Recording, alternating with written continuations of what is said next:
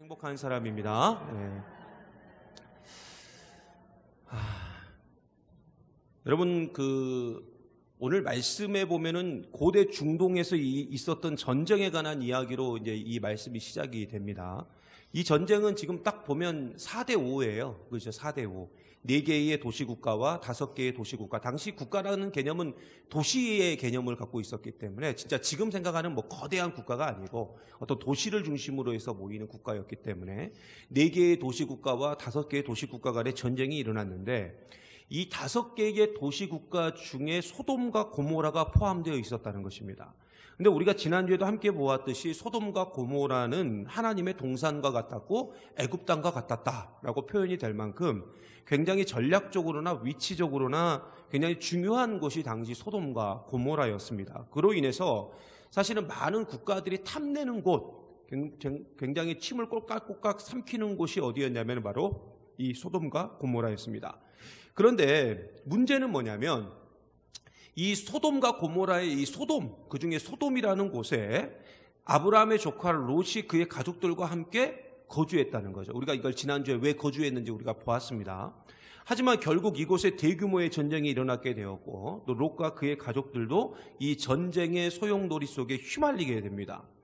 단순하게 휘말리는 수준이 아니라 롯이 살고 있던 소돔에 속한 5개의 연합국이 결국 전쟁에서 패배함으로 인해 가지고 롯은 하루아침에 가지고 있는 모든 것들을 다 잃게 되죠. 터전도 잃죠, 재산도 잃죠, 심지어 전쟁 포로로 끌려가게 됩니다.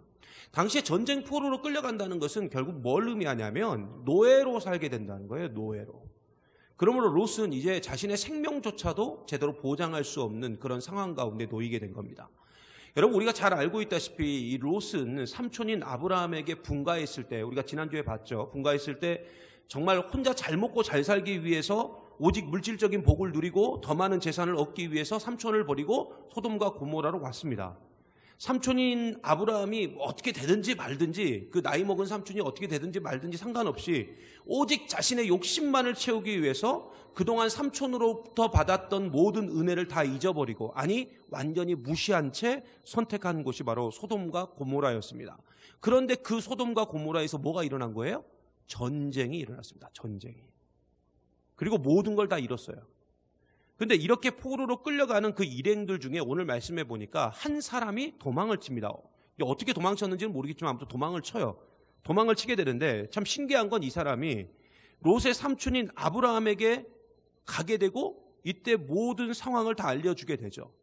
물론 이 사람이 하필이면 왜 아브라함을 찾아갔는지는 정확히 성경에 설명되어 있지는 않지만 아브라함은 자신의 조카 롯의 상황, 지금 전쟁 포로로 끌려가게 되었다는 이 상황을 듣게 되는 겁니다.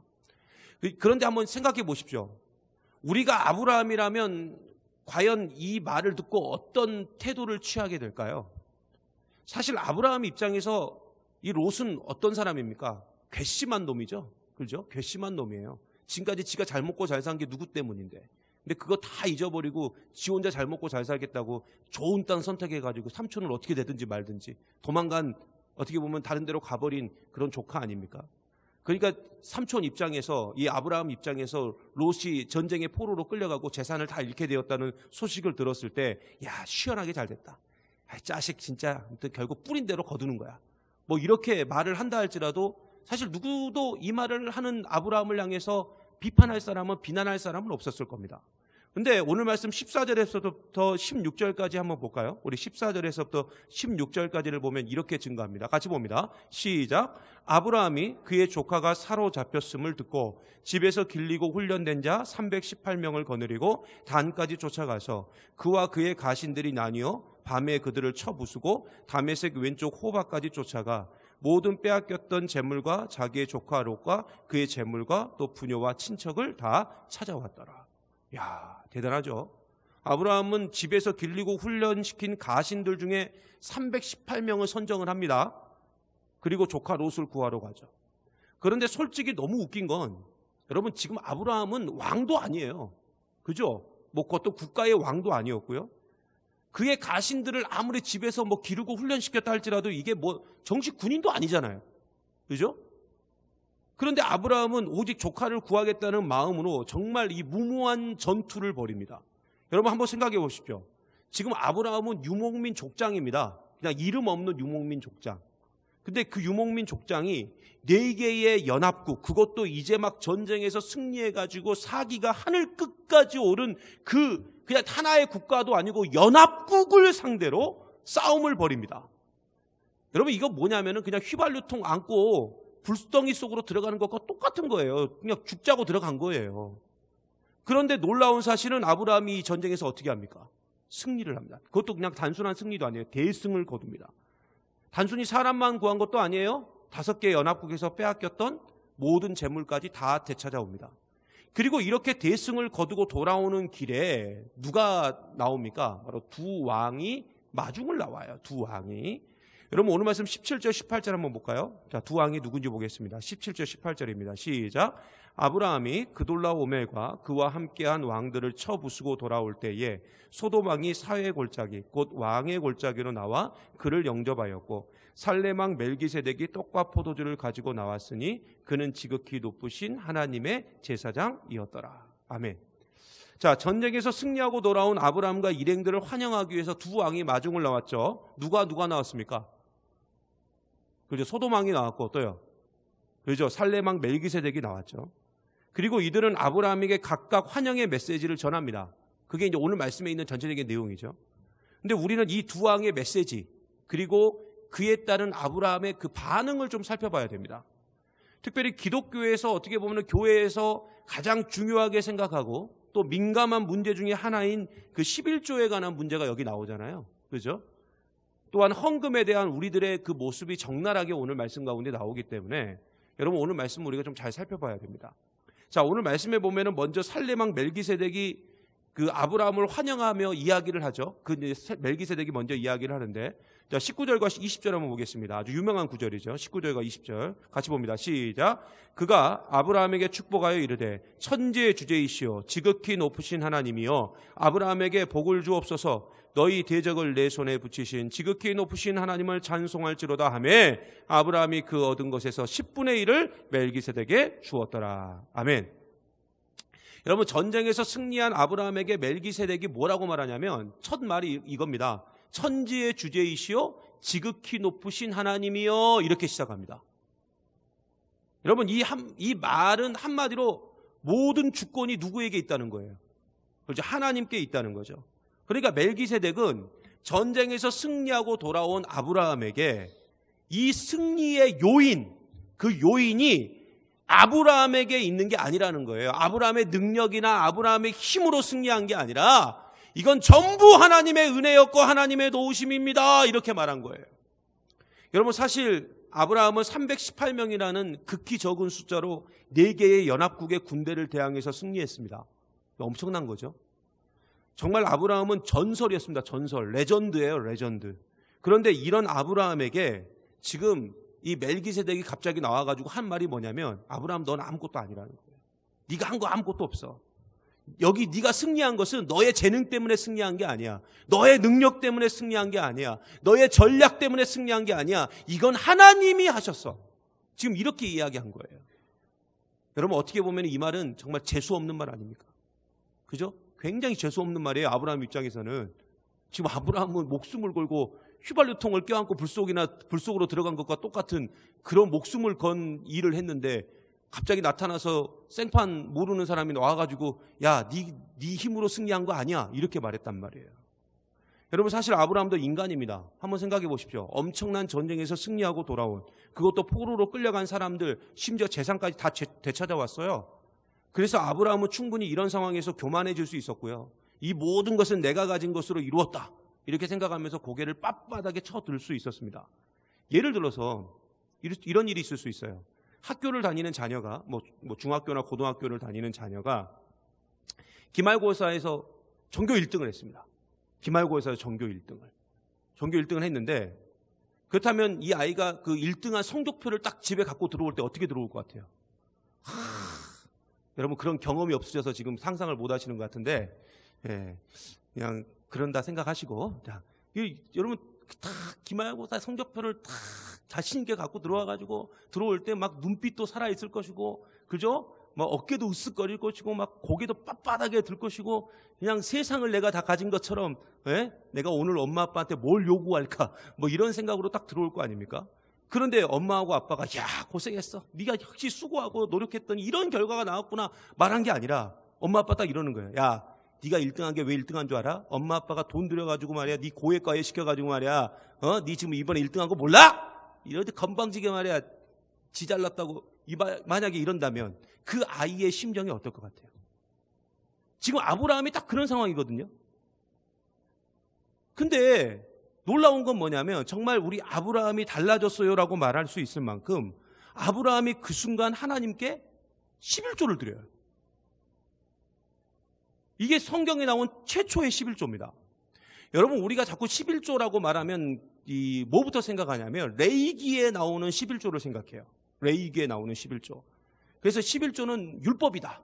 하나님의 법이다.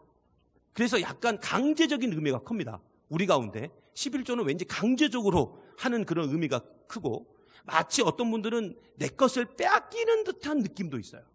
그리고 어떤 분들은 11조를 떼먹으면 하나님께서 내 것을 다 가져갈 것 같은 그런 두려움 속에서 11조를 하시는 분들도 있습니다. 그게 이제 우리가 일반적으로 갖고 있는 11조의 생각들이죠.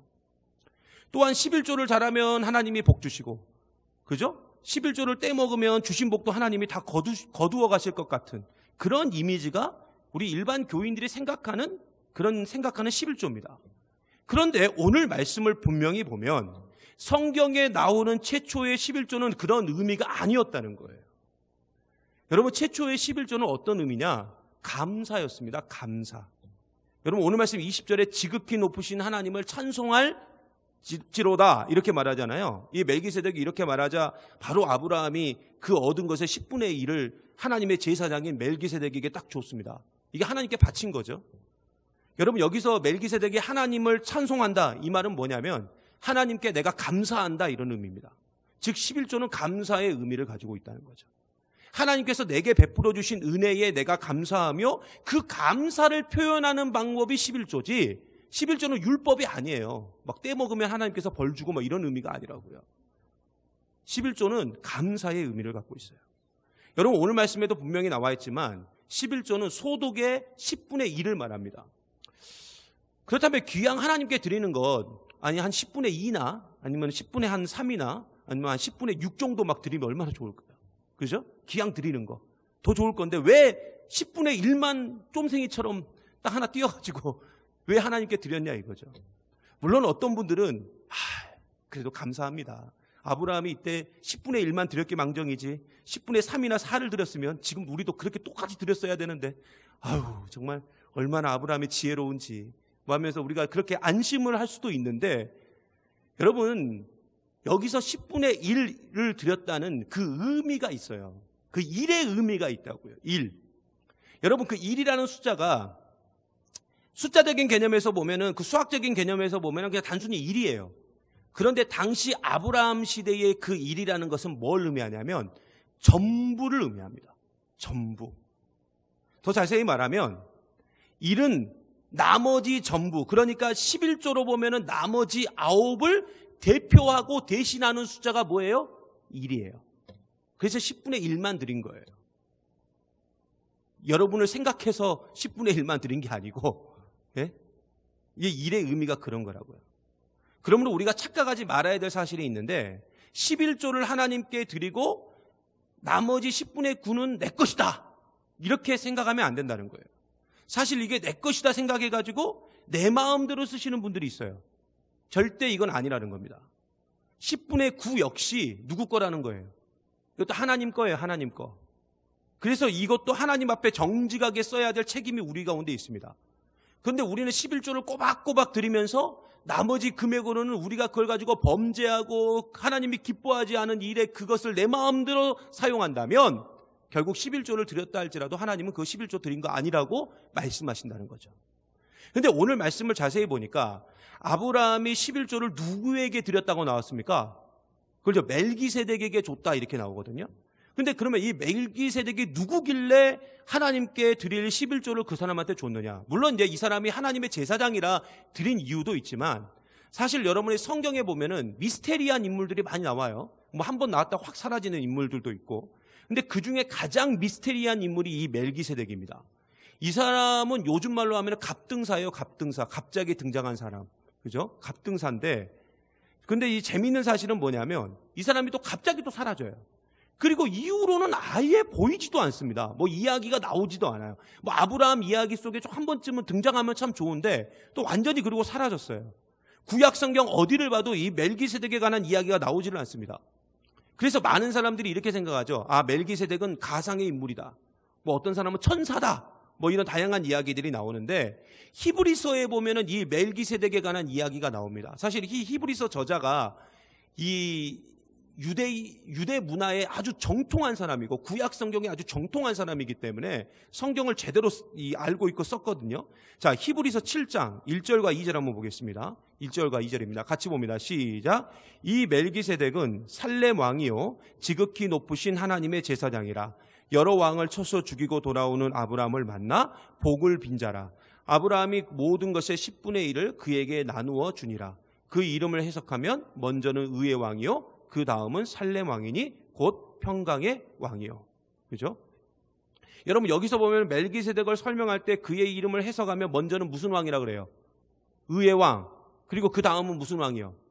그죠? 평강의 왕, 살렘 왕, 평강의 왕 이렇게 말해요. 똑같은 말이죠. 그 살렘이라는 말은 여호와 샬롬 그 말하고 똑같은 말이니까요. 결국 멜기세덱의 이름은 의의 왕이라는 이름도 있고 평강의 왕이라는 이름도 있었다는 겁니다. 그런데 여기서 잘 보세요. 의의 왕이라는 이름 앞에 뭐가 붙어요?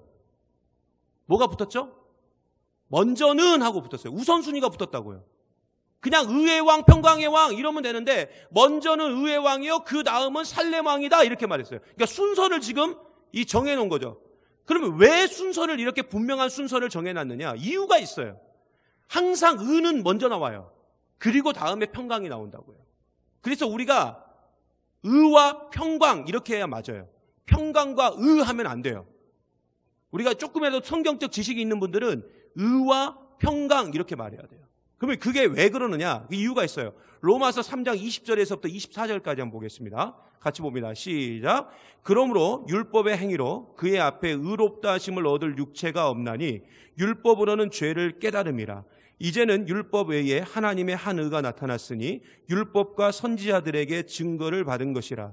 곧 예수 그리스도를 믿음으로 말미암아 모든 믿는 자에게 미치는 하나님의 은이 차별이 없느니라. 모든 사람이 죄를 범하였음에 하나님의 영광에 이르지 못하더니 그리스도 예수 안에 있는 속량으로 말미암아 하나님의 은혜로 값없이 의롭다 하심을 얻은 자 되었느니라. 아멘. 여러분 이게 좀 말씀이 좀 어렵긴 한데 이 의와 평강을 설명하기 위해서는 이 말씀밖에 없어요. 이게 예시로 들 수 있는 말씀이. 그래서 지금 이게 자막에는 이게 말씀이 이제 끊겨서 나오니까 여기 유인물에 있는 말씀을 잘 보면서 따라오세요. 여러분 우리가 분명히 기억해야 될 사실이 있는데 율법으로는 절대로 로마서 말씀에 나오죠. 3장에 율법으로는 절대로 뭘 얻을 수 없어요. 의로움을 얻을 수 없어요. 그죠? 왜냐하면은 율법을 전부 다 지킬 수 있는 사람이 있습니까? 없습니까? 없어요. 없기 때문에 율법으로는 절대로 의로움을 얻을 수가 없어요. 그렇다면 하나님은 왜 지킬 수도 없는 율법을 왜 줬냐 이거예요. 우리가 지킬 수 없는 율법을 왜 줬냐 이거죠. 바로 율법을 통해서 죄를 뭐 하시려고요? 깨닫게 하시려고. 이게 로마서 3장에 나오잖아요. 지금 죄를 깨닫게 하시려고 주신 거예요. 그런데 그 율법과 그 율법을 가르치는 선지자들이 늘상 증거하는 게 있었어요. 그 증거가 뭐였어요? 하나님의 의였어요. 하나님의 의. 근데 그 의가 누구라고요? 예수 그리스도. 그죠? 그래서 그 예수 그리스도를 믿는 믿음으로 말미암아 모든 믿는 자에게 뭐가 미치게 되었다? 하나님의 의가 미치게 되었다. 그러니까 예수를 믿는 자는 다 뭐가 된다는 거예요? 의인이 된다는 거예요. 죄인에서 의인이 된다. 그렇다면 예수께서 어떻게 그 의를 드러내셨냐 이거예요. 그죠? 바로 우리를 위해서 십자가에 대신 죽으심으로 죄를 속량하심으로 그 의를 드러내신 겁니다.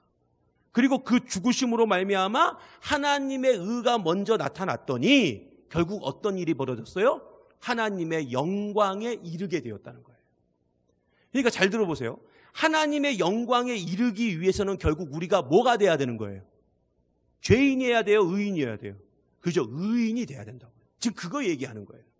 그러면 그 하나님의 영광에 이르는 게 뭐냐? 그 기쁨인데 그게 바로 여호와 샬롬 평강이라는 것입니다. 그러니까 평강에 이르기 위해서는 반드시 전제 조건이 있어요. 그게 뭐예요? 의로움이라고요. 지금 그 이야기하는 거예요. 그래서 의의 왕, 그 다음에 뭐예요? 평강의 왕, 이렇게 말하는 거예요. 근데 우리가 생각하는 일반적인 평강과 평안은 뭡니까? 잘 먹고 잘 사는 거죠? 그죠? 잘 먹고 잘 사는 거. 그잖아요. 그래서 다들 기독교인들에게 평안하십니까? 평강하십니까? 그럼 아니요. 다 이렇게 말하잖아요. 왜요? 나는 지금 잘 먹고 잘 사는 게 아니니까. 지금 내가 원하는 수준의 연봉도 아니고 내가 원하는 수준의 지금 생활 수준도 아니기 때문에 이게 내가 원하는 그 평강이 아니에요. 근데 성경에서 말하는 평강은 잘 먹고 잘 사는 게 아니라 하나님과 우리 사이에 끊어졌던 관계가 회복되는 것, 이게 바로 평강이다. 그게 여호와 샬롬이다라고 로마서에서 분명히 이야기하고 있는 겁니다. 그러면 우리는 지금 평강 가운데 있습니까? 없습니까? 있어요. 있는데 왜 우리가 느끼지 못할까요? 우리가 분명히 지금 평강과 평안을 다 받았는데 왜 느끼지 못하냐 이거죠. 이유는 하나입니다. 하나님과의 관계가 멀어졌기 때문에. 끊어지지는 않아요. 이걸 끊을 수는 없어요. 어느 누구도 이건 끊을 수는 없어요.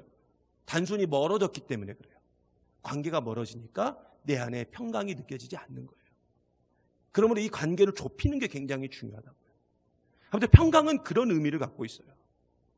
결국 멜기세덱 왕을 설명할 때 먼저 그는 의의 왕, 그리고 평강의 왕, 그 다음에는 평강의 왕이라고 설명하고 있는 것은 평강은 오직 하나님의 의, 즉 예수 그리스도를 통해서만 나오기 때문에 그 순서를 설명하기 위해서 먼저 의를 말하고 그 다음에 뭘 말한 거예요?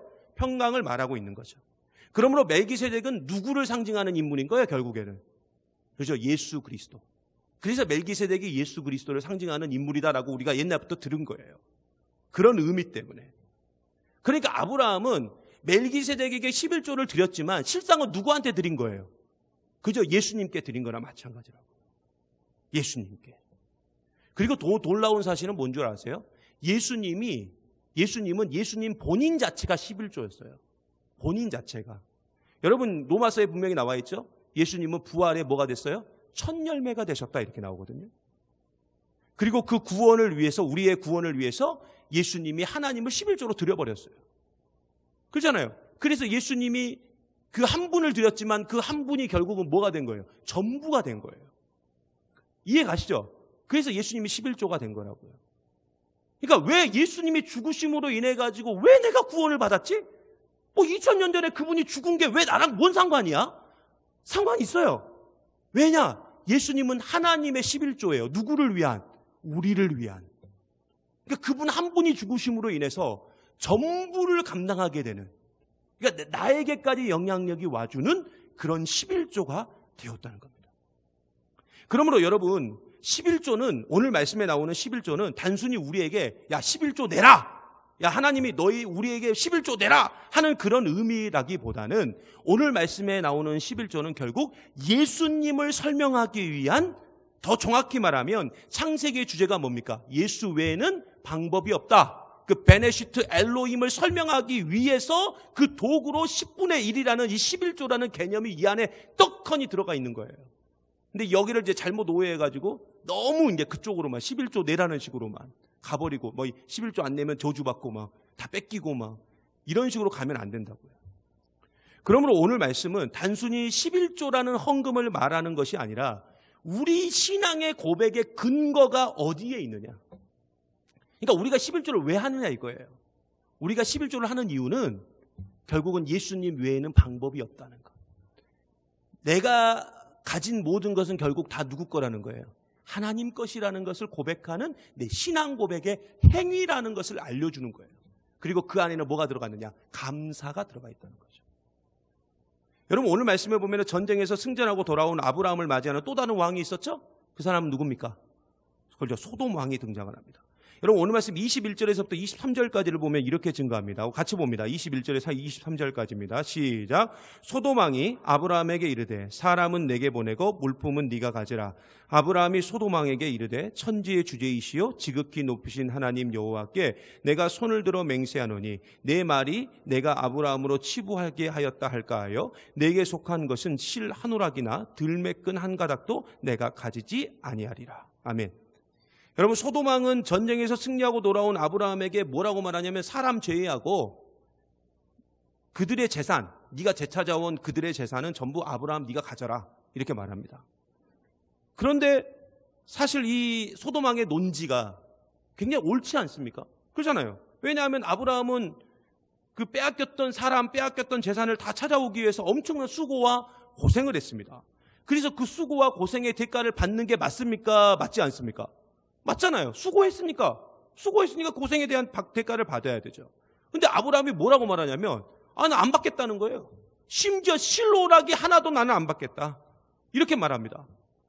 결국 아브라함은 이렇게 스스로 고백하죠. 자신의 신앙을 천지의 주제이시오 지극히 높으신 하나님. 근데 이걸 아까 누가 말한 거예요?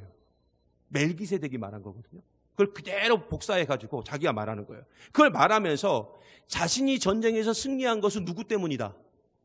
그죠? 하나님 때문이다. 이건 내가 내 능력으로 된 게 아니다. 그래서 11조 드렸잖아요. 그러니까 나는 받을 수가 없다. 나는 받을 자격이 안 된다, 이렇게 말한 겁니다. 여러분, 사실 근데 우리 안에 이 멜기세덱이 우리 안에 있고요, 우리 안에 소돔 왕도 있어요. 근데 이게 맨날 싸워요, 우리 안에서. 예를 들어서 우리가 하나님께 드리기 전에 이걸 과연 내가 하나님 앞에 드려야 되나? 아니면 그냥 내가 꿀꺽 먹을까? 이런 고민을 할 수도 있어요. 제가 청년 사역을 오랫동안 하면서 재밌는 걸 하나 발견한 게 뭐냐면, 청년들이 이제 그 취업 전에 알바를 하지 않습니까? 그 아르바이트를 막 하는데, 그 아르바이트를 청년들이 사실 열심히 한 달 동안 해도 이 100만 원을 넘기가 사실 힘들어요. 청년들이 아무리 해도. 그러니까 얘네들이 이제 그때는 이제 100만 원 정도, 최고 100만 원이라 해도 거기서 11조는 한 10만 원이니까 아낌없이 띄어냅니다. 아낌없이. 11조 정말 잘해요. 근데 얘네들이 취업만 하면 갑자기 11조를 안 해요. 그리고 이제 그거 가지고 고민의 상담을 하는 애들이 있어요. 왜 그러냐? 갑자기 수입이 2배, 3배가, 심지어 어떤 친구들은 4배, 5배까지 올라가는 애들도 있어요. 막 연봉을 막 한 1년에 막 6천, 7천씩 받는 애들도 있거든요. 그러니까 갑자기 100만 원 벌다가 한 달에 막 600만 원, 500만 원씩 버니까 이걸 10만 원 띄울 때는 아무 문제가 없었는데 50만 원을 띄어야 된다고 생각하니까 이게 손이 떨리는 거야. 그래가지고 얘네들이 못하는 거예요, 11조를. 아까운 거예요. 그래서 얘네 그냥 10분의 1만 할까? 세전, 세후 다 계산할까? 뭐 이런 것까지 고민하면서 막 이렇게 하더라고요. 근데 사실 그게 우리 인간적인 마음이거든요. 그게 소돔 왕과 멜기세덱이 우리 안에서 싸우는 거예요. 내가 땀 흘려 수고해서 번 건데 당연히 내가 다 가져야지 하는 그 소돔 왕의 마음이, 그리고 이 모든 것은 하나님께서 주신 거야, 이건 하나님께 감사하며 하나님께 드려야 돼 하는 그 멜기세덱의 마음이 항상 우리 안에서 싸우고 있다는 거죠. 그리고 이것은 단순히 물질을 넘어서서 우리 인생의 전반의 모든 영역에서 하나님과 관계된 일이라면, 또는 선한 일이라면 항상 싸우고 있는 것들입니다. 그런데 중요한 사실은 아브라함과 같이 내게 속한 것은 실 오라기 하나나 들매끈 한 가닥도 내가 가지지 않겠다는 마음으로 살아야 된다는 거예요. 결국 우리는 아브라함과 같이 항상 모든 것은 누구로부터 왔다는 거예요? 그죠? 하나님으로부터. 그리고 나는 하나님이 아니면 안 된다는 그 생각으로 우리가 살아야 될 줄 믿습니다. 바로 그렇게 될 때 우리의 인생은 온통 하나님께 감사로 넘쳐나게 될 것이고, 헌금 가지고 얼마를 하나님께 드려야 되나, 그리고 11조는 드려야 되나 말아야 되나 하는 아주 기초적이고 기본적인 것 가지고 고민하고 논쟁하는 일이 우리 가운데 다 사라지게 된다는 것입니다. 분명한 사실은 하나님은 우리가 11조를 드리지 않아도 이미 차고 넘치시는 분이에요. 차고 넘치시는 분이라고요. 하지만 하나님은 지금 우리의 신앙의 상태를 보기를 간절히 원하십니다. 그리고 그것에 가장 눈에 띄게 드러나고 보이는 게 뭐냐? 그게 바로 11조라는 거죠. 그래서 하나님은 아브라함은 바로 10분의 1을 하나님께 드림으로써 자신의 모든 것이 하나님께 있고 나는 하나님이 아니면, 예수님이 아니면 안 된다는 것을 몸소 11조를 통해서 보여준 겁니다. 그러므로 말로만 하는 그 신앙생활에서 우리가 좀 넘어서서 이젠 우리의 삶으로, 그리고 우리의 행동으로 좀 보여주는 믿음의 종 되시기를 간절히 소망합니다. 결국 예수님 외에는 방법이 없다는 거죠. 그리고 우리 인생의 주인은 하나님 한 분밖에 없다는 것입니다. 여러분, 이 사실을 오늘 말씀을 통해서 다시 한번 각인하시고 또 기억하며 살아가는, 그리고 승리하며 나아가는 저와 여러분 되시기를 간절히 소망합니다.